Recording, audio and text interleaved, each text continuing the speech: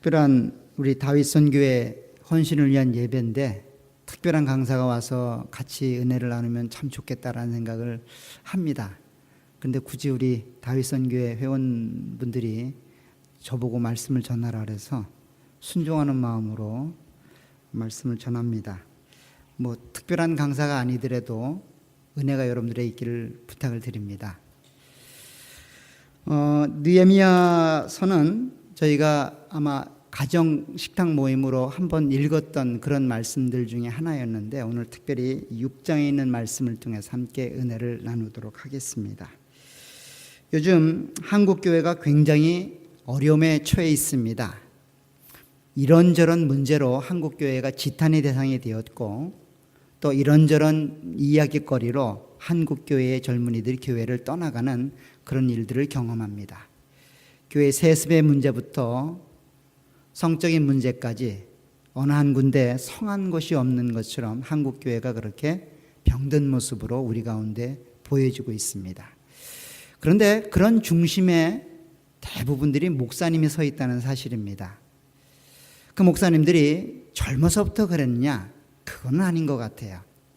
젊었을 때에는 굉장히 한 시대를 이끌어갈 만한 영적 지도자로 그리고 한국교회를 짊어질 만한 그런 대들보 같은 모습으로 그렇게 큰 일들도 하셨고 또 교회들로서도 그렇게 큰 일들을 감당했던 그런 교회들이었는데 말년에 되시니 이상하게도 그렇게 넘어지는 모습들을 우리가 보게 될 때 우리는 굉장히 두려운 마음도 있고 때로는 나의 인생은 어떨까라고 하는 걱정도 앞서기도 하고 더 나아가서는 한국에서 한국교회의 위상이나 혹은 모습들이 너무도 타락되어 있고 너무도 무너져서 하나님의 복음사역과 하나님의 나라의 확장에 걸림돌은 되는 건 아닌가라고 하는 생각들을 해보게 됩니다.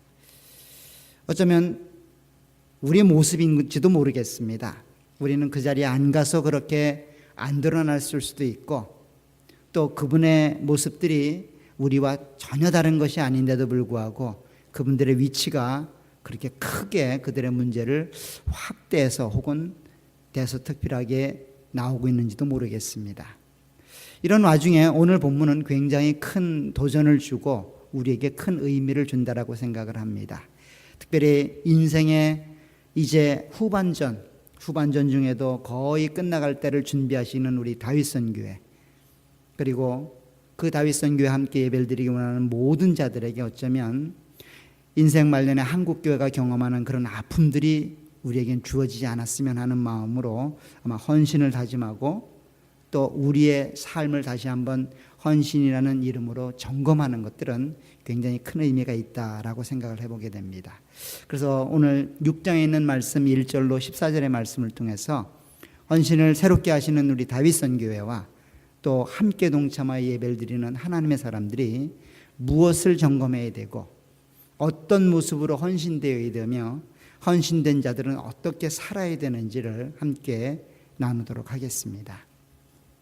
오늘 본문은 느헤미야라고 하는 한 영적 지도자, 이스라엘의 지도자가 그 외부 세력으로부터 공격을 받는 그런 공격의 내용을 담고 있습니다. 그 공격의 대상은 그 이스라엘 백성들이 그 재건을 위하여 그렇게 올라왔고 성벽 재건을 위하여 느헤미야가 그 속국의 땅에서 넘어올 때부터 끊임없이 이스라엘 백성들을 공격했고 느헤미야를 공격했던 그 무리입니다. 호른 사람 산발랏, 암몬 사람 도비야, 그리고 아라비아 사람 게셈이라고 하는 세 명으로 대표되는 이 사람들이 끊임없이 이스라엘을 공격했고 느헤미야를 공격했습니다. 사실 이 세 명의 사람은 단지 이방인이다라고 말할 수 있는 것이 아니라 특별히 하나님의 공동체를 대항하고 대적하는 사단의 무리의 졸개들이다라고 이야기할 수 있습니다.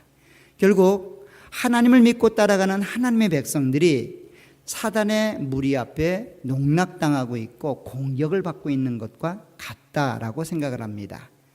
그런데 이렇게 도비아나 산발렛 그 다음에 게셈이라고 하는 이 사람들과 그 상대편에 있는 느헤미야는 사실 그들이 헌신하고 있고 따라가는 대상이 다르기 때문에 그들의 삶의 형태도 다를 것이고 그들의 삶의 목적도 다를 겁니다.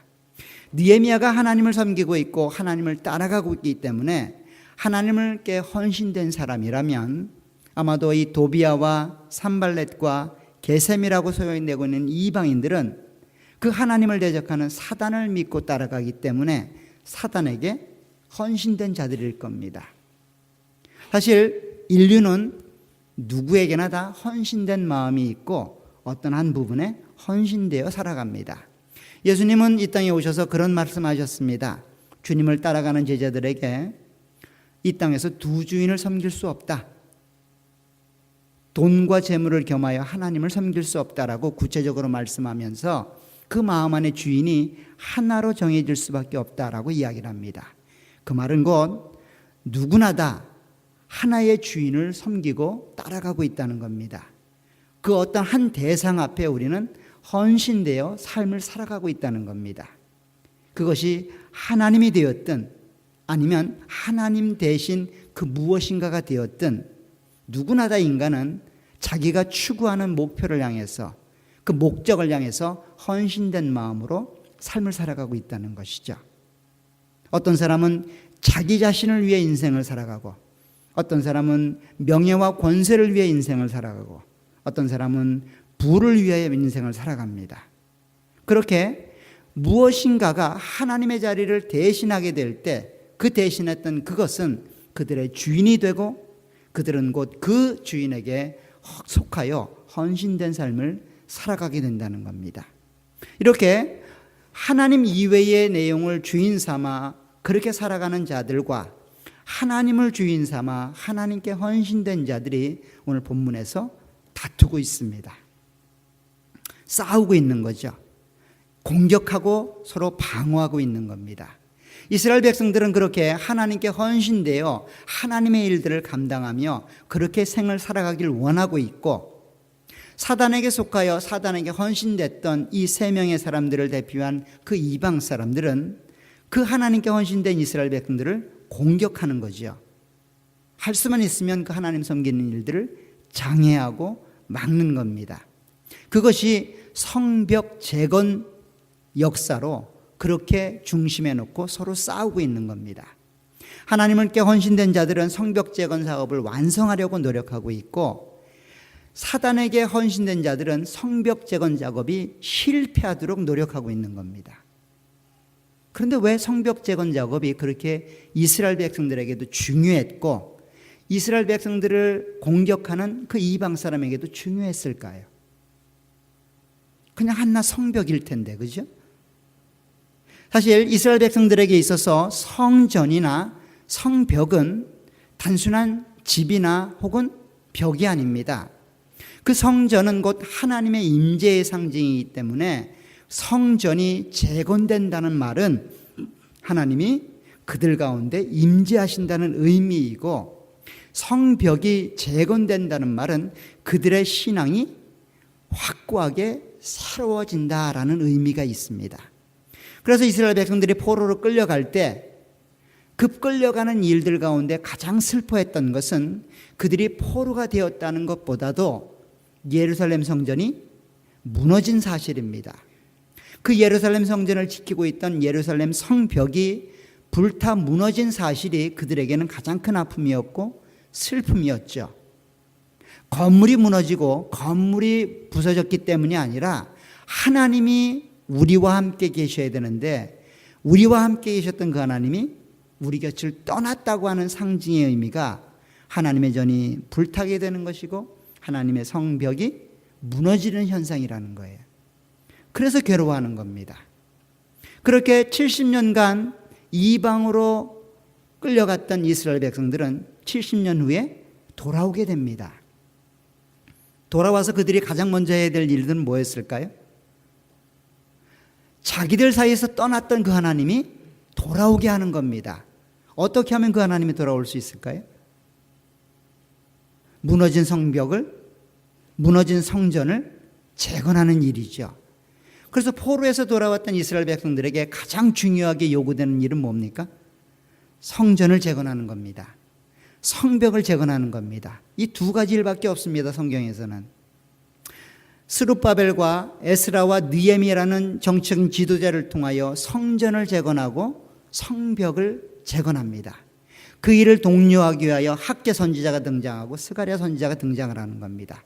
그게 포로 후기 이스라엘 역사의 전부입니다. 이것처럼 성전을 재건하는 일은 단순한 성전 재건 작업이 아니라 이스라엘 백성들 안에 하나님이 돌아오도록 그들의 신앙을 회복하는 일이고, 성벽을 완공하는 일은 단순한 벽을 쌓아 안전하게 사는 것이 아니라 하나님을 향한 믿음이 확고하게 세워져 완성을 향해 달려가고 있다라고 하는 상징적인 의미가 있는 것이죠. 이렇게 이스라엘 공동체의 완전한 회복, 완전한 성장을 드러내는 그 마지막 단계가 바로 성벽을 재건하는 겁니다. 그 느헤미야가 바로 그 완전한 회복의 방점을 찍고 있는 거예요. 그 마지막 때에 오늘 본문이 등장을 하는 겁니다. 그런데 이와 같이 하나님을 거역하고 하나님을 대적했던 이방 사람들은 그 하나님에 순종하고 하나님을 헌신했던 자들을 무너뜨리려고 애쓰고 수고합니다. 그런데 그 공사가 여러 가지 우여곡절 끝에 신앙의 도전과 믿음의 헌신으로 완성되어 갑니다. 오늘 1절에 보면 이렇게 되어 있습니다. 산발락과 도비아와 아라비아 사람 게셈과 그 나머지 우리의 원수들이 내가 성벽을 건축하여 허물어진 틈을 남기지 아니하였다함을 들었는데 그때는 내가 아직 성문에 문짝을 달지 못한 때였더라 라고 말합니다. 시간적인 배경이 나와 있는 거죠. 무너진 성벽을 다 재건했습니다. 근데 마지막으로 뭐가 남았다는 거야지? 문짝 다는 일이 남았다는 거예요. 거의 일이 끝나가고 있다는 겁니다. 하나님이 부여하신 사명이, 그들에게 주어진 책임이 완성되어 나가고 있는 거예요. 이제 문짝만 달면 거의 끝이 나는 겁니다. 느헤미야가 이곳에 있는 이유가 거의 완성되는 겁니다. 이스라엘 백성들이 이 땅에 돌아와서 신앙이 회복되는 그 단계가 거의 완성되어 나가는 거예요. 그때에 있었던 일입니다. 마치 다윗 선교에 속한 우리 회원님들 나이 같지 않습니까? 육체적으로 이제 리타이어를 생각해야 될 나이고, 어떤 분들은 이미 리타이어를 하셨고, 사회적으로도 마찬가지고, 정신적으로도 마찬가지고, 영적으로도 마찬가지일 겁니다. 완성된 믿음의 단계, 성화의 그 극치를 향해서 이제 조금씩 앞으로 가고 있는 그런 완숙한 단계에 여러분들이 부름받고 있습니다. 이제 문짝만 달면 하나님을 만나는 겁니다. 굉장히 좋으시죠? 이제 문짝만 달면 되는 거예요. 그러면 하나님의 백성으로 완전히 성화가 되어 하나님을 만나는 영화의 단계에 들어가게 되시는 겁니다. 그쯤에 지금 사단이 공격을 합니다. 근데 특이한 것은 이 완성될 그때에 당했던 사단의 공격과 유혹이 젊었을 때, 시작할 때에 받았던 공격보다 훨씬 더 집요하다는 겁니다. 훨씬 더 강력하다는 겁니다. 훨씬 더 해결하거나 그 공격을 이해하기가 쉽지 않다는 겁니다. 그 첫 번째 공격이 뭐냐면 오늘 2절에 보면 이렇게 되어 있습니다. 산발락과 게셈이 네게 사람을 보내어 이르기를 오라 우리가 오노 평지 한촌에서 서로 만나자라고 제안을 하는 겁니다. 오노 평지라는 데서 한번 만나자는 겁니다. 만나서 협상을 하자는 게 아니라 사실 이것은 그냥 하나의 이유이고 만남을 통해서 이 대적들이 느헤미야를 죽이려고 하는 거죠. 그래서 느헤미야는 이렇게 쓰고 있습니다. 실상은 나를 해하고자 함이었더라. 나를 속이는 거죠. 사람을 보내서 우리 한번 만납시다. 당신의 지도력을 보니 굉장하더라고요. 우리에게 한 수 가르쳐 주십시오. 당신이 쌓아온 인맥, 당신이 살아온 인생에 대해서 한번 듣고 싶습니다. 꼭 한번 와 주십시오. 이렇게 얘기를 하는 거예요. 가볼만 하죠? 가볼만 하잖아요. 우리를 인정해 주고 우리의 권세를 인정해 주면 마음속에 그래도 날 알아보는구만. 원수는 원수지만 그래도 사람을 알아보니 한번 가볼까? 이런 마음이 들지 않을까요? 그런데 이와 같은 요구에 느헤미야는 단호합니다. 오늘 3절에 보면 이렇게 말합니다. 내가 곧 그들에게 사자를 보내어 이르기를 내가 이제 큰 역사를 하니 내려가지 못하겠노라. 어찌하여 역사를 중지하게 하고 너희에게 내려가겠느냐라고 대답합니다. 무슨 말입니까? 그곳에 갈 시간이 없다는 겁니다. 사실 공사가 다 끝나가요. 그죠? 문짝 따는 거야 그냥 말만 하고 갔다 올 수도 있습니다. 그렇지만 느헤미야는 지금 그 자리를 비울 수가 없습니다. 자기가 없으면 일이 안 돌아가서가 아니라 자기가 왜 이곳에 있어야 되는지를 아는 거죠. 느헤미야가 이곳에 온 이유는 뭡니까? 사람들 만나서 인간관계 맞으라는 거예요? 아니죠. 이스라엘 백성들에게 필요한 성벽을 재건하는 일입니다. 그 일 때문에 느헤미야가 존재하는 것이고 그 일을 위하여 느헤미야가 지금 이곳에 있는 거예요. 그렇기 때문에 이 큰 역사를 위해서 내가 이 시간을 빼서 너에게로 갈 수 없다는 겁니다. 아무리 나를 존경한다고 유혹하고 아무리 내 이름 석자를 기억해주고 아무리 나를 극진히 대접해도 나는 갈 수 없다는 거예요. 왜냐하면 내가 있어야 될 자리가 여기고 내가 살아야 되는 목적이 이것을 이해하여 존재하기 있기 때문이라는 거예요. 어쩌면 하나님께 헌신된 자가 그런 유혹을 이겨나갈 수 있는 첫 번째 방식은 내가 누구인지를 아는 거죠. 내가 왜 이 땅에 숨을 쉬고 있는지를 기억하는 겁니다. 하나님 왜 나의 인생을 60년, 70년까지 이끌고 계시는지를 기억하는 겁니다. 그래야만 그 하나님을 위해 살 수 있습니다. 그래야만 하나님께 대한 헌신이 그대로 열매 맺을 수 있습니다. 만약에 내 이름 석자 내는 것이 내 인생의 목적이라면, 사람 많이 끌어모으는 것이 내 인생의 목적이라면, 그리고 좋은 이름을 이 세상 가운데 남기는 것이 내 목적이라면 아마 두 발 두 손 걷어붙이고 가야 되겠죠. 만나서 내 이름을 더 강력하게 그들의 뇌리 속에 박아주어야 되겠죠. 근데 그게 아니었습니다. 그것이 느헤미야가 존재하는 이유가 아니었던 것이죠. 하나님을 믿고 따라가는 자들이 그래 살아서는 안 된다라고 이야기를 합니다. 그렇기 때문에 그 일의 속임수를 넘어갈 수 있었던 겁니다. 느헤미야가 이 속임수를 알았을까요? 몰랐겠죠.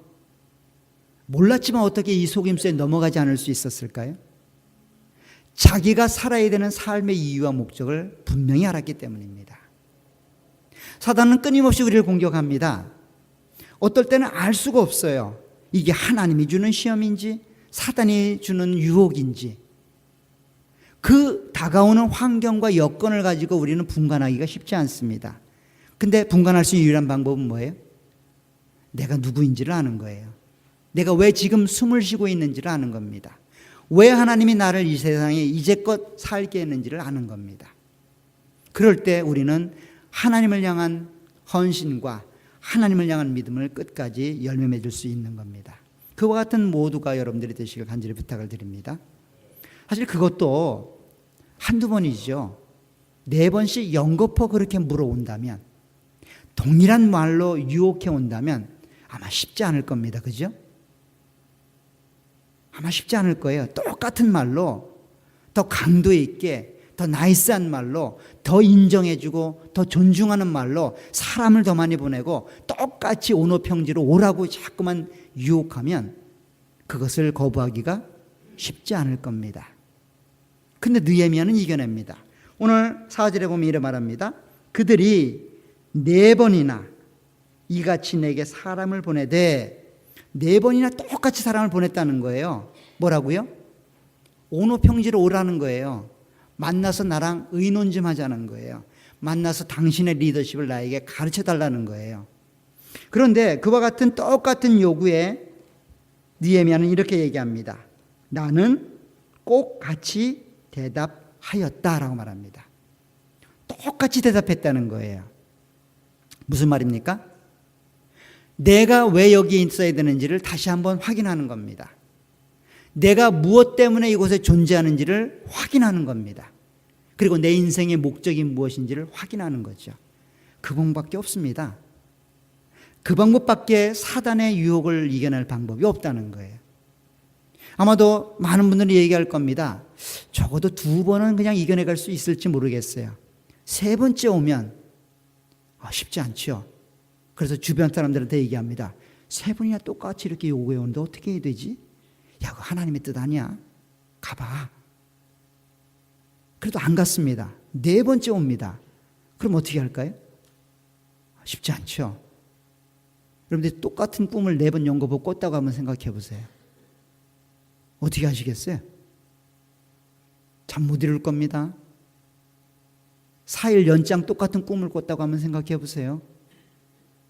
바로 난리가 났을 겁니다. 그게 돼지 꿈이었으면 더 난리가 났겠죠. 지금 그 상황이에요. 그런데 느헤미야가 그런 상황을 이겨낼 수 있었던 건 능력이 있어서가 아니라 자기가 누구인지를 확인하는 겁니다. 내가 왜 이 땅을 살고 있는지를 확인하는 거예요. 그리고 내가 왜 이 땅에서 생이 유지되고 있는지를 깨닫는 겁니다.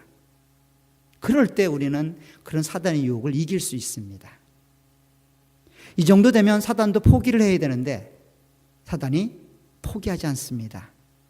4번이나 똑같은 공격으로 느헤미야를 넘어뜨려 해서 그들이 감당하는 성벽 재건 작업을 중지시키려고 애쓰고 노력했던 사단의 무리는 실패하고 말았습니다. 그러자 이번에는 다른 방법으로 공격합니다. 여론작전을 피는 거죠. 자, 5절에 보면 이렇게 말하고 있습니다. 산발랏이 5번째는 그 종자의 손에 봉하지 않은 편지를 들려 내게 보냈다라고 말합니다. 편지를 보냈는데 그 편지가 봉해지지 않았다는 겁니다. 이 무슨 말일까요? 봉해지지 않았다는 말은 그 내용이 밖으로 나갈 수 있다는 거예요. 밖으로. 그렇잖아요. 대통령이 서신을 쓰면 어떻게 쓸까 궁금하지 않으세요? 근데 여러분들 손에 그게 들려져 있어요. 근데 다행히도 매번 밀봉을 하다가 그날은 붙이지 않았어요. 살짝 열어서 읽어보고 다시 집어도 아무런 표가 나지 않습니다. 물론 정직한 여러분들은 읽어보지 않겠죠. 근데 호기심 많은 사람들은 한 번쯤 읽어볼 겁니다. 지금 봉하지 않은 이유는 읽어보라는 이야기입니다. 읽어서 그 내용이 흘러가게 되라는 거예요. 근데 그 내용이 어떤 내용이에요? 지금 느헤미야하고 이스라엘 백성들이 성벽을 재건하는 이유는 느헤미야가 왕이 되려고 하는 거라는 거예요. 정치적으로 왕이 되기 위해서 이 일들을 시작했고 그 일이 완성되어 가고 있다는 이야기가 세간의 사람들 입에 막 오르내리게 하는 겁니다. 그리고 더 나아가서는 그러한 내용들 가운데 이런 내용들이 하나 포함되어 있는 겁니다. 7절에 보면 또 내가 선지자를 세워 예루살렘에서 너를 들어 선전하기를 유다의 왕이 있다 하게 하였으니 지금 이 말이 왕에게 들렸다라고 말합니다. 결국 느헤미야는 선지자들까지 돈으로 사서 그 선지자를 통해서 그 유다 땅 안에 하나님이 세우신 왕이 있다라고 말하고 있고 그 왕이 바로 느헤미야라고 그렇게 선전하기까지 했다는 거예요. 이런 소문이 어디까지 들렸다는 거예요? 아닥사스다 왕에까지 들렸다는 거예요. 그러니 지금 빨리 오라는 거예요. 나랑 같이 논해서 이 어려운 난국을 해결해 보자는 거예요. 내가 도움을 줄 테니 빨리 나한테 내려오라는 거예요. 지금 당신의 생명이 위협을 받고 있고 정치적으로 이제 끝이라는 거예요. 아닥사스다 왕이 대노하여 너를 죽이려고 꿈꾸고 있으니 빨리 와서 나랑 상의해서 이 문제를 해결해 보자는 거죠. 아마도 지금처럼 인터넷이 발달되지 않아서 이러한 음해와 음모가 그렇게 많이 퍼지진 않았을 겁니다. 그럼에도 불구하고 이런 소리를 듣는 느헤미야 심정은 굉장히 힘들었을 겁니다. 우리도 그렇잖아요. 내가 행하지 않은 일을 누군가가 말하기 시작하면 우리는 잠 못 자잖아요. 한 명만 그래도, 그죠?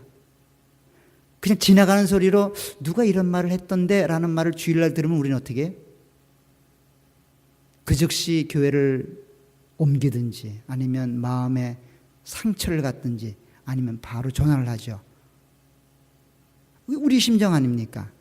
그런데 이런 루머가 그 이스라엘 사람들에게 뿐만 아니라 자기가 섬기던 아닥사닥 왕까지 전해졌다는 거예요. 그러니 큰일 난 거죠. 큰일 난 겁니다. 내가 도움을 줄 테니 빨리 내려오라는 거예요. 나와 함께 의논하자는 겁니다. 그래서 오늘 7절에 보면 이렇게 말했습니다. 그런즉 너는 이제 오라 함께 의논하자 라고 제안하고 있는 겁니다. 굉장히 좋은 제안들이죠. 그런데 이러한 제안 앞에 느헤미야는 겸허하게 자기의 생각을 피력합니다. 8절에 보면 내가 사람을 보내어 그에게 이르기를 내가 말한 바 이런 일은 없는 일이요 내 마음에서 지어낸 것이라 라고 이야기를 합니다. 도대체 어디서 느헤미야는 이런 단호함이 나오게 되었을까요? 요즘같이 가짜뉴스가 팽배해진 시대에는 그냥 사실이 아닌 뉴스로 뒤바뀌게 되는 게 사실입니다. 그렇죠? 그래서 그 거짓된 내용들에 매몰돼서 그냥 데모도 일어나고 서로 싸우기도 하고 서로 공격하기도 하는 게 우리의 일반적인 모습인데 어떻게 느헤미야는 그렇게 많은 루머를 들었고 많은 사람들이 이렇게 우려하고 있는데도 당당하게 자기의 생각을 피력할 수 있었을까요? 이유는 뭘까요? 바로 자기가 누군지 아는 겁니다. 왜 내가 여기 있는지를 아는 거예요. 내 인생의 목적이 무엇인지를 아는 겁니다. 만약에 느헤미야가 하나님이 목적이 아니었고 하나님을 위해 살아가는 것이 내 인생의 목표가 아니었다면 당장 달려갔을 겁니다. 느헤미야의 인생의 목적이 자기 자신에게 있고 자기 자신의 명예에 있다면 아마 당장 달려갔을 겁니다. 근데 느헤미야는 그렇지 않았죠. 자기의 인생의 목적이 하나님께 고정되어 있습니다. 하나님이 부여하신 사명을 지키는 일에 자기의 생을 걸고 있는 겁니다. 그래서 그 일을 지금 감당하고 있고 그 일 가운데 이 일을 감당하고 있기 때문에 그 일을 중지하고 그 일로 갈 수가 없는 거죠. 이러한 내용은 9절에도 등장을 합니다. 9절에 보면 이렇게 되어 있습니다. 이는 그들이 다 우리를 두렵게 하고자 하여 말하기를 그들의 손이 피곤하여 역사를 중지하고 이루지 못함이라 함이라. 결국 두려운 마음을 느헤미야 안에 집어넣어줘서 그들이 감당하고 있는 하나님의 성벽 재건 작업이 중지되는 것들을 목적하여 그렇게 음모를 깨고 속임수를 썼다는 겁니다. 하나님을 향한 마음이 있던, 즉 하나님께 헌신된 자가 그러한 음모를 이겨나갔던 것은 그가 바로 누구를 위해 살고 무엇을 위해 사는지가 날마다 그 마음속에 기억되기 때문에 그런 것들을 이겨나가지 않았을까 이렇게 생각되어집니다. 이 정도 되면 사단도 포기를 했으면 좋겠는데 사단은 포기하지 않습니다. 다시 한번 공격해 옵니다. 근데 이번에는 느헤미야와 아주 잘 아는 제사장을 통해서 느헤미야를 공격합니다. 그 제사장 중에 한 명이었던 스마야라는 사람이 두문불출하고 성벽 재건 작업에도 동원하지 않고 여러 가지 일들에 오지 않는 겁니다. 걱정이 되지요. 걱정이 되지 않겠습니까? 늘 주일마다 오는 사람이 2주째 안 오고 있어요. 목사가 걱정이 되겠죠? 걱정되잖아요. 여러분들도 걱정되잖아요. 그죠? 그래서 찾아가 본 겁니다. 그랬더니 전혀 예상치 못한 얘기를 해주는 겁니다. 오늘 10절을 보세요. 이후에 무에다벨의 손자 들라야의 아들 스마야가 두문불출하기로 내가 그 집에 가니 그가 이르기를 그들이 너를 죽이러 올 터이니 우리가 하나님의 전으로 가서 외소 안에 머물고 그 문을 닫자.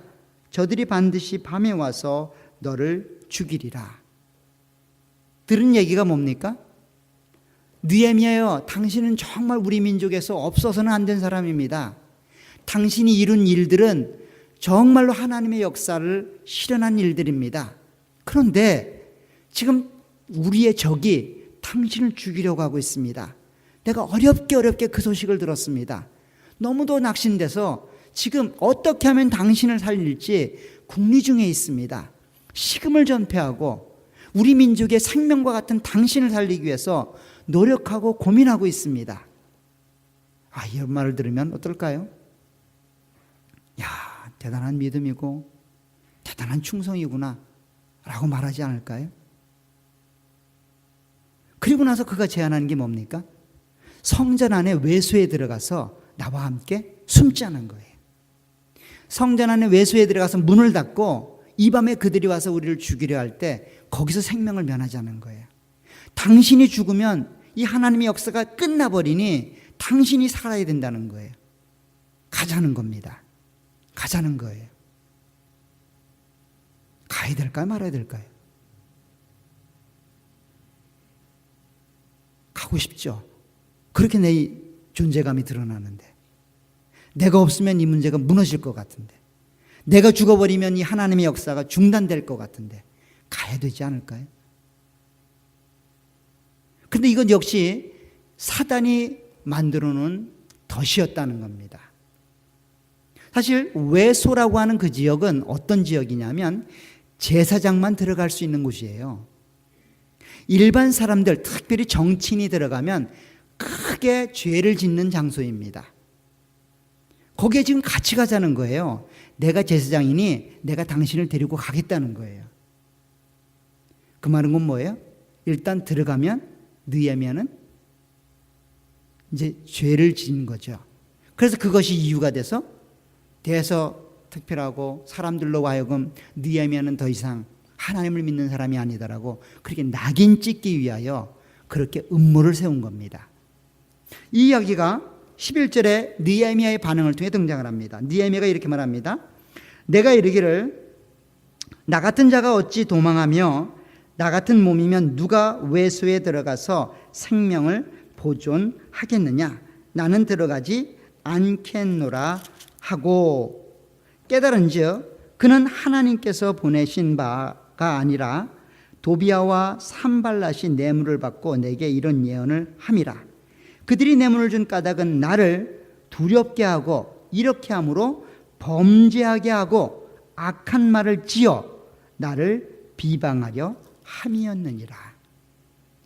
결국 느헤미야를 죄를 짓게 만들고 그 지은 죄를 세상 사람들에게 알려서 느헤미야를 완전히 매장시켜 버리겠다는 겁니다. 더 이상 지도자의 자리에 있지 못하게 만들어 버리겠다는 겁니다. 그 일을 위해서 제사장을 돈 주고 산 겁니다. 그런데 이런 유혹 속에 느헤미야는 그 유혹을 이겨나갑니다. 어떻게 이겼을까요? 누군가가 여러분들의 인생을 인정해 줍니다. 사실 참 연세가 들어가시면 누군가로부터 인정받지 못할 때 다가오는 상실감은 굉장히 클 것 같아요. 그죠? 더더군다나 한 대가를 이룬 분들이 자기의 이름이 인정되지 않았을 때 오는 상실감은 이루 말할 수 없을 겁니다. 그런 우리들에게 만약에 누군가가 와서 그렇게 우리의 이름을 인정해주고 당신의 행한 일들을 인정해주고 당신이 최고입니다라고 말할 때 우리는 다 넘어가게끔 되어 있죠. 어느 누구도 느헤미야처럼 차라리 죽으면 죽었지 거긴 안 들어가 라고 말할 수 있는 사람이 과연 몇이나 될까요? 이것이 더디 돼서 한국교회 목사님들이 다 넘어가고 있지 않습니까? 지금 하나같이 다 넘어가고 있잖아요. 우리가 받는 유혹이라고요. 헌신을 하지 않는 자들이 받는 유혹이 아닙니다. 헌신하여 평생을 달려왔던 자들이 받는 유혹입니다. 잘 보세요. 한 시간대에 이렇게 많이 느헤미야를 유혹했던 때가 이전에도 없었습니다. 이제 성문 문짝만 달면 모든 시간이 완공되는 그 시점에 와서 사단은 6번, 7번씩 반복적으로 그렇게 공격을 합니다. 왜 그럴까요? 차라리 젊었을 때 하면 혈기에 빠져서 쉽게 넘어갈 때인데 왜 60, 70 된 그 시대에 우리를 공격하여 넘어뜨리려고 하고 있을까요? 훨씬 더 파장력이 있기 때문입니다. 그때 넘어지면 완전히 끝입니다. 다시 살아날 수 있는 기미가 거의 없죠. 여러분들이 은퇴하고 하나님 곁에 가까이 가면 더 이상 시험이 없을 줄 알죠? 아니에요. 오늘 본문을 보니까 더 집요하게 하나님을 섬기지 못하도록 사단이 공격한답니다. 똑같은 방식으로 여러분들의 명예를 걸고 이름 석자를 걸고 그렇게 여러분들을 자극하고 자극한답니다. 그래서 어디로 가라고요? 자꾸 죄를 짓게 만드는 겁니다. 알게 모르게 사람을 통해서 종교적인 이유로 혹은 인간관계의 문제 속에서 그렇게 자꾸 죄를 짓도록 만드는 겁니다. 많은 분들은 이야기합니다. 헌신은 젊어서 힘 있을 때 하는 거지 늙어서 무슨 헌신을 하냐. 잘 준비해서 하나님 곁에 가면 되지. 아닙니다. 헌신의 열매가 맺을 때까지 끊임없이 노력하고 노력해야만 합니다. 오늘 느헤미야가 그것을 보여주고 있습니다. 어쩌면 시간적으로 볼 때에 가장 마음이 느슨해질 때입니다. 다 완공을 했어요. 성 문짝도 준비가 되어 있습니다. 이제 문짝만 달면 끝입니다. 그럴 때 마음이 얼마나 느슨해질까요? 이제 다 끝났다. 이제 다 끝났다. 이런 마음 들지 않을까요? 그럴 때 사단은 6번, 7번 공격을 합니다. 똑같은 목적을 향해 공격을 해옵니다. 그것이 어쩌면 우리가 인생의 말년을 살아가고 있는 우리 모두에게 가장 큰 시련이고 아픔일지 모르겠어요. 그런데 오늘 이와 같이 시험을 받고 있는 느헤미야가 이 시험을 이길 수 있던 비결을 한번 찾아본다면 그것은 기도였습니다. 오늘 본문에도 2번이나 기도를 합니다. 오늘 9절을 보게 되면 느헤미야가 이렇게 기도를 합니다. 9절 하반절에 있는 내용인데 상반절부터 보시기 바랍니다. 이는 그들이 다 우리를 두렵게 하고자 하여 말하기를 그들의 손이 피곤하여 역사를 중지하고 이루지 못함이라 함이라. 이제 내 손을 힘있게 하옵소서라고 기도하고 있습니다. 두려운 마음을 제거시켜 주시고 내 손을 힘있게 하셔서 이 마지막 문짝 따는 일까지 나와 함께 동행해 주옵소서라고 기도하고 있는 겁니다. 오늘 14절에 가도 동일하게 기도하고 있습니다. 14절에 보시면 내 하나님이여 도비야와 산발랏과 여선지 노아다와 그 남은 선지자들 곧 나를 두렵게 하고자 한 자들의 소행을 기억하옵소서 하였노라. 느헤미야는 자신의 신앙과 자신의 헌신과 하나님을 향한 열심, 부여받은 책임과 소명을 감당함에 있어서 그 일들을 이룰 수 있었던 원동력은 바로 기도였습니다. 느헤미야는 그 아닥사스다 왕에게 있을 때부터 기도했고 오늘 성벽 작업을 마무리할 때까지 기도하는 사람입니다. 느헤미야서는 기도로 시작하여 기도로 끝맺고 있습니다. 시험이 다가오는 환난과 어려움 속에서 그가 그 시험을 이길 수 있었던 것은 기도를 통하여 하나님을 의식하는 겁니다. 다른 말로 하면 내가 누구인지를 확인받는 겁니다. 내가 왜 이 땅에 생을 유지하고 있는지를 기억하는 겁니다. 내가 무엇을 위해 살고 있고 무엇을 목적으로 살아가는지를 깨닫는 겁니다. 그래야만 우리는 우리에게 주어진 헌신의 길을 열매 맺을 수 있습니다. 하나님을 위해 살아갈 수 있고 하나님이 인생의 목적이 되어야만 우리는 우리에게 주어진 헌신을 끝까지 감당하실 수 있다라고 성경이 우리 가운데 제안합니다. 사랑하는 성도 여러분, 우리 다윗선교회 성도 여러분, 어쩌면 여러분들의 나이가 이제 모든 것들이 끝나 안식을 누리고 평안을 누려야 될 그때인지 모르겠어요. 그렇지만 영적으로 사단은 끊임없이 여러분들을 공격하게 될 겁니다. 왜냐하면 여러분들이 지도자들이기 때문입니다. 교회의 지도자가 되고 가정의 지도자가 되고 여러 부분에 있어서 지도자가 되기 때문에 그렇게 여러분들을 공격하게 될 겁니다. 한 공동체가 와야 되는 가장 쉬운 방법은 지도자가 정신줄을 놓는 겁니다. 저희 교회에서 가장 크게 문제를 일으킬 수 있는 사람이 누굴까요? 저죠. 제가 한번 이상하게 변하면 교회는 어려워지기 시작합니다. 그래서 저를 위해서 기도해 주셔야 됩니다. 여러분들이 저를 위해 기도하지 않는 것은 여러분들을 위해 기도하지 않는 것과 동일합니다. 가정에서 가장 영향력 있는 사람은 누굴까요? 부모지요. 그래서 부모를 위해 기도하는 겁니다. 그분들이 흔들리기 시작하면 가정은 무너질 수밖에 없습니다. 오늘 느헤미야를 공격하는 것은 느헤미야가 특별나서가 아니라 느헤미야가 가지고 있는 자리가 있기 때문입니다. 그 느헤미야가 쓰러지면 이스라엘은 무너지게 될 것이고 이스라엘이 무너지면 그들이 감당했던 성벽 재건 작업은 중지되게 될 겁니다. 이것을 사단은 알고 있었습니다. 그래서 사단이 공격을 하는 겁니다. 어쩌면 다시 한번 헌신을 생각해보고 다짐하고 있는 우리 다윗선 교회 그리고 함께 참여한 모든 성도님들에게 이 내용이 그렇게 기억되어지길 간절히 부탁을 드립니다.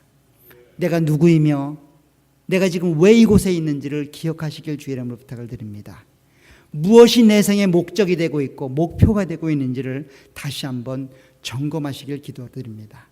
그렇게 되었을 때 여러분들 가운데 주어진 생을 가장 합당하게 하나님 앞에 헌신을 위해 살아가고자 노력하고 애쓰는 여러분들의 열심들이 열매를 맺게 되실 겁니다.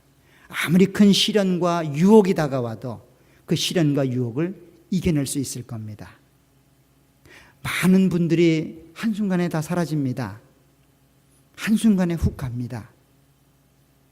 더욱 깨어 기도하시길 주의 이름으로 부탁을 드립니다. 그러지 않으면 우리도 그런 위험에 노출될 수 있고 그런 위험에 쓸려갈 수 있습니다. 우리 모두가 그렇게 하나님 앞에서 헌신된 모습으로 끝까지 하나님을 의지하고 하나님을 목적하는 그런 헌신된 사람이 되시기를 간절히 부탁을 드립니다. 기도하도록 하겠습니다. 하나님 아버지 주의 은혜 완총을 감사합니다. 헌신을 다짐하지만 우리 마음속에 그 헌신이 열매 맺지 못하는 것들을 삶을 통하여 경험합니다. 우리 스스로는 우리 자아가 드러나길 원하고 있고 내 인생의 목표 가운데 목적 가운데 하나님보다는 내 자신이 자리하고 있을 때가 많음을 고백합니다. 하나님 우리를 불쌍히 여겨주셔서 우리에게 허락된 이 헌신의 씨앗들이 열매가 맺어지고 하나님을 위해 드려지는 삶이 될 수 있도록 인도해 주시길 원합니다. 다시 한번 내가 이 땅에 존재하는 목적과 이유들, 목표들을 점검받게 도와주셔서 우리 안에 심으신 그 헌신의 씨앗들이 열매를 맺을 수 있도록 은혜로 함께해 주옵소서. 오늘 헌신을 다짐하는 우리 다윗선 교회와 또 함께 참여하는 모든 성도님들 마음속에 그와 같은 하나님을 향한 마음들이 싹이 나고 열매가 맺을 수 있도록 은혜로 함께하옵소서. 예수님의 이름으로 기도합니다.